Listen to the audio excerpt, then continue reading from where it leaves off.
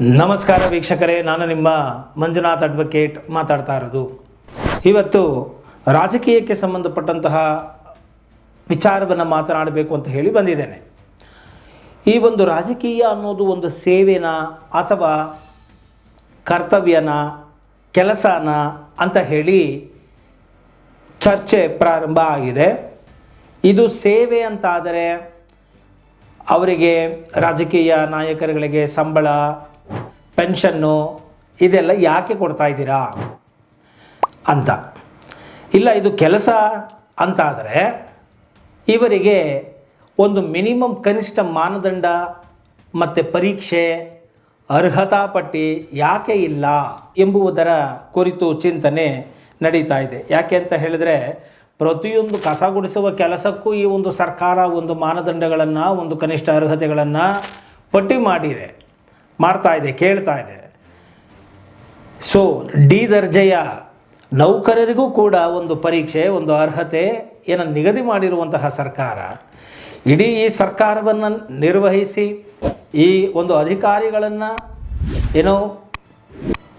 ನೋಡಿಕೊಂಡು ಅಧಿಕಾರಿಗಳಿಂದ ಕೆಲಸವನ್ನು ತೆಗೆದುಕೊಳ್ಳುವ ಸಾಮರ್ಥ್ಯ ಒಬ್ಬ ರಾಜಕೀಯ ನಾಯಕನಿಗೆ ಇಲ್ಲದೆ ಹೋದರೆ ಹೇಗೆ ಕೆಲಸ ನಿರ್ವಹಿಸಬಲ್ಲದು? ಅವರು ಎಫೆಕ್ಟಿವ್ ಆಗಿ ಕೆಲಸವನ್ನು ಮಾಡಬಹುದು ಮತ್ತು ಕೆಲಸವನ್ನು ತೆಗೆಸಿಕೊಳ್ಳಬಹುದು ಎಂಬುದು ಇಲ್ಲಿನ ಚರ್ಚೆಯಾಗಿದೆ. ಎಷ್ಟು ಚೆನ್ನಾಗಿದೆ ನೋಡಿ. ನಮ್ಮಲ್ಲಿ 4 ಚಕ್ರಗಳಿರುವಂತಹ ಒಂದು ಕಾರನ್ನು ಇಟ್ಟುಕೊಂಡು ಬಿಟ್ಟರೆ ಆ ಒಂದು ಸಾಮಾನ್ಯ ವರ್ಗದವರ ರೇಷನ್ ಕಾರ್ಡ್ಗಳನ್ನು ರದ್ದು ಮಾಡಬೇಕು.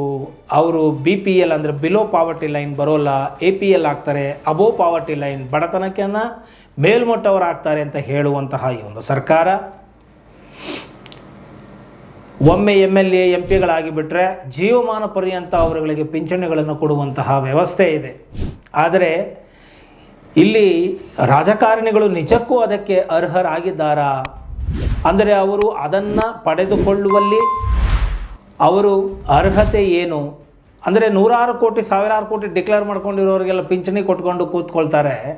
ಆದರೆ ಬಡತನದಲ್ಲಿರೋರಿಗೆ, ಒಂದು ಉದ್ಯೋಗಿಗಳಿಗೆ, ಸಾಮಾನ್ಯ ಜನರಿಗೆ ಇಷ್ಟೆಲ್ಲ ಲೆಕ್ಕಾಚಾರ ಹಾಕೋ ನೀವು ಅದಕ್ಕೊಂದು ಮಾನದಂಡ ಮಾಡಿ. ಖಂಡಿತ MLA MP ಕೊಡಿ ಕೆಲಸ ಅಂತ ಅವ್ರು ಒಪ್ಪಿಕೊಂಡು ರಿಪೋರ್ಟನ್ನು ಕೊಟ್ಟು ಪರ್ಫಾರ್ಮೆನ್ಸನ್ನು ಕೊಟ್ಟು ಕೆಲಸವನ್ನು ಮಾಡೋದಾದರೆ ಅವರಿಗೆ ಪಿಂಚಣಿ ಕೊಡಿ, ಸಂಬಳ ಕೊಡಿ, ಎಲ್ಲ ಕೊಡಿ. ಆದರೆ ಮಾನದಂಡಗಳಿರಬೇಕು, ಇಷ್ಟು ಅಂತ ಇರಬೇಕು. ಒಂದು ರಿಸರ್ವೇಷನ್ ರಿಯಾಯಿತಿ ಪಡ್ಕೊಳ್ಳೋದಕ್ಕೆ, ವಿನಾಯಿತಿಯನ್ನು ಪಡ್ಕೊಳ್ಳೋದಕ್ಕೆ ಎಲ್ಲ ನಿಯಮಗಳು ಇದ್ದಾವೆ. ಮತ್ತು ಇದಕ್ಕಿರೋದು ಬೇಡವಾ? ಇಷ್ಟು ಒಂದು 1200 ಸ್ಕ್ವೇರ್ ಫೀಟು ಮನೆನೋ, ಅಥವಾ ಇಷ್ಟು ಲಕ್ಷನೋ, 1 ಲಕ್ಷನೋ, ಅಥವಾ ತಿಂಗಳಿಗೆ 10 ಲಕ್ಷದ ಮೇಲ್ಪಟ್ಟು ಆದಾಯ ಇದ್ದರೆ, ಇಷ್ಟು ಕೋಟಿ ಆಸ್ತಿ ಇದ್ದರೆ, ಅಥವಾ ಇಷ್ಟು ಲಕ್ಷ ಮನೆ ಇದ್ದರೆ ಅವರಿಗೆ ಈ ಒಂದು ಪಿಂಚಣಿಗಳು ಸಿಗೋದಿಲ್ಲ ಅಂತ ಮಾಡಿ. ಎಷ್ಟೋ ಸರ್ಕಾರಿ ನೌಕರರುಗಳಿಗೆ ಈಗ ಪಿಂಚಣಿಯನ್ನು ಕೊಡ್ತಾ ಇಲ್ಲ, ಇಷ್ಟು ಅಂಥೇಳಿ ಲಂಸಮ್ ಕೊಟ್ಬಿಟ್ಟು ಕಳಿಸ್ಬಿಡ್ತಾ ಇದ್ದಾರೆ. ನೌಕರರಿಗೆ ಇರುವಂತಹ ಒಂದು ಮಾನದಂಡಗಳು, ಅರ್ಹತಾ ಒಂದು ಪಟ್ಟಿಗಳು ಯಾಕೆ ರಾಜಕಾರಣಿಗಳಿಗೆ ಇಲ್ಲ?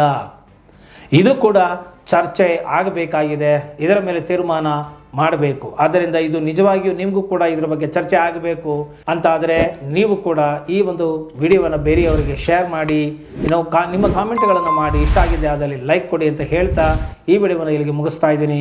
ಜೈ ಹಿಂದ್, ಜೈ ಕರ್ನಾಟಕ ಮಾತೆ.